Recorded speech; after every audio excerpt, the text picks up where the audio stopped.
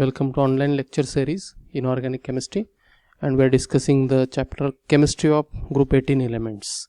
In this video we are going to discuss the isolation of inert gases by fractional distillation of liquid air.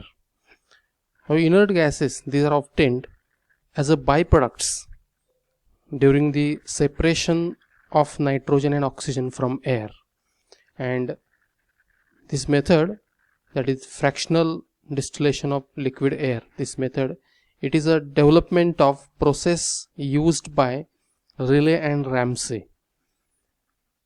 Now the boiling points of various constituents of liquid air are: liquid air contain the helium, which boils at 4 Kelvin, neon boils at 27 Kelvin, argon boils at 87 Kelvin, krypton boils at 122 Kelvin, and xenon boils at 164 Kelvin. Now major component of air that you know, it is nitrogen. It boils at 77 Kelvin, and it contains oxygen, which boils at 90 Kelvin. Boiling point of oxygen, it is very close to the boiling point of argon, and therefore there is a little bit difficulty of separation of argon by fractional distillation from this oxygen, because hardly there is a 3 Kelvin difference in boiling point between argon and oxygen. Now here at the time of fractional distillation, so liquid air which boils at 83 Kelvin, actually temperature of air is lowered when it is lowered up to 83 Kelvin. Then at 83 Kelvin this air gets converted into liquid, and its boiling point is 83 Kelvin. Now after fractionation of liquid air, we are able to separate volatile nitrogen, neon and helium, which have comparatively lower boiling points. For example, boiling point of nitrogen is 77, that for neon is 27, and for helium it is 4 Kelvin. So these gases, that is nitrogen, neon and helium, these are separated from residual liquid.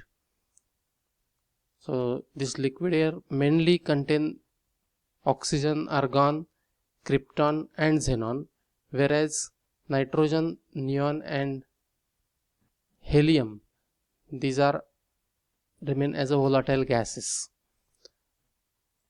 So these volatile nitrogen, helium and neon, from this mixture nitrogen is removed by passing this mixture over calcium carbide. So calcium carbide reacts with nitrogen and there is a formation of calcium nitride, and in this way nitrogen is automatically removed as a major component, and the rest of the volatile gas mixture, it contain neon and helium. So this mixture containing neon and helium, after the separation of nitrogen by using calcium carbide, the mixture of neon and helium, it is cooled with liquid hydrogen up to 20 Kelvin, and at 20 Kelvin there is a crystallization of neon in the solid form, and the helium remains as a gas because its boiling point is 4 Kelvin. So in this way we are able to separate neon from the helium.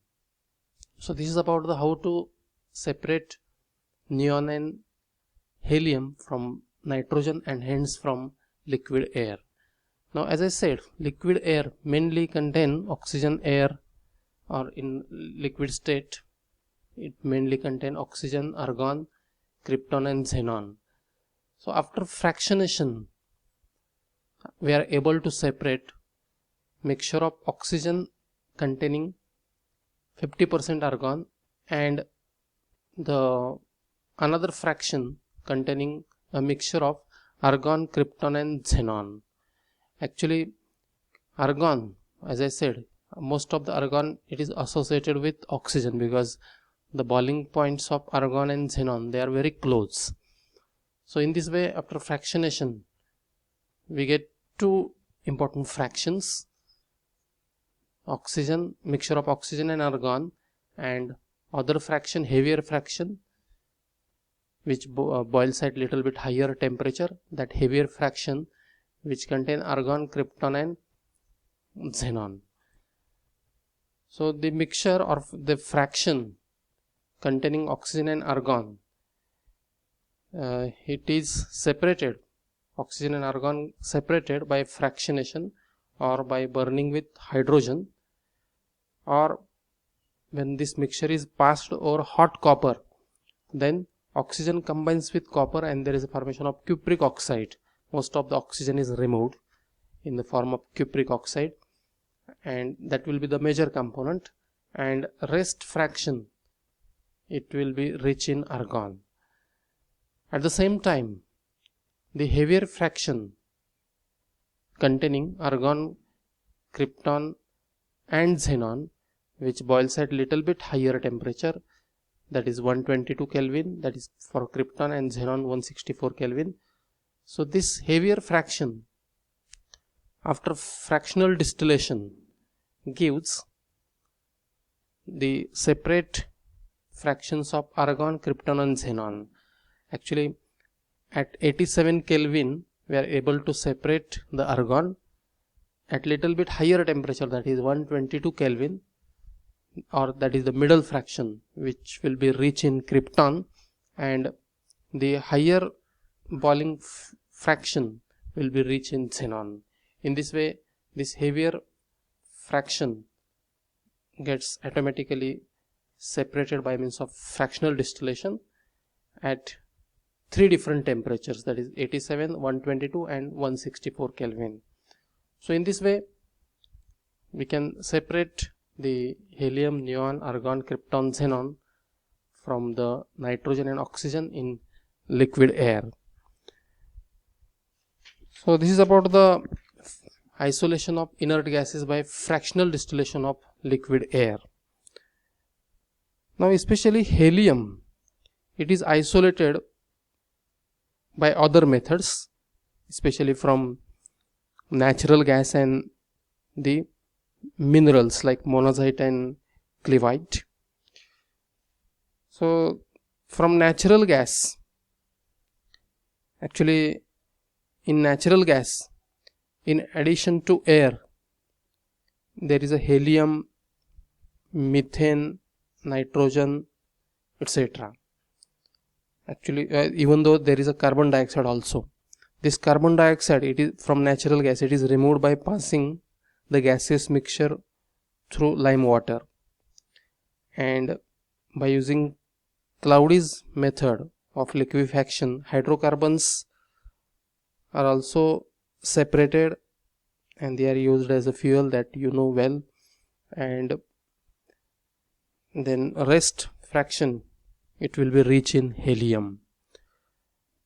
Now the principle of separation of helium from natural gas, it is based on the fact that the helium is most difficult of all the gases to liquefy. From natural gas, other gases can be liquefied by Claudi's method, whereas helium, it is difficult to liquefy because its boiling point is very low, that is 4 Kelvin, and after liquefaction of all the gases, the residual fraction will be rich in helium. So this is how helium, it is separated from the natural gases. Now helium is also separated from the minerals, especially from monazite or clevite. From monazite or clevite, helium can be obtained by heating the mineral in a red hot tube whose temperature maintained at 1273 Kelvin. Actually, most of the gases at this temperature escapes, and these gases then collected over the potash solution, which absorbs carbon dioxide. The gas is also obtained by treating the mineral with dilute mineral acid, and when monazite is heated, to 1273 Kelvin, it evolves 1 cubic centimeter of helium at NTP from 1 gram of mineral. This is very important. When monazite is heated to 1273 Kelvin, it evolves 1 cubic centimeter of helium at NTP from 1 gram of mineral. So in this way, helium is specially isolated from natural gas and minerals like monazite or clevite.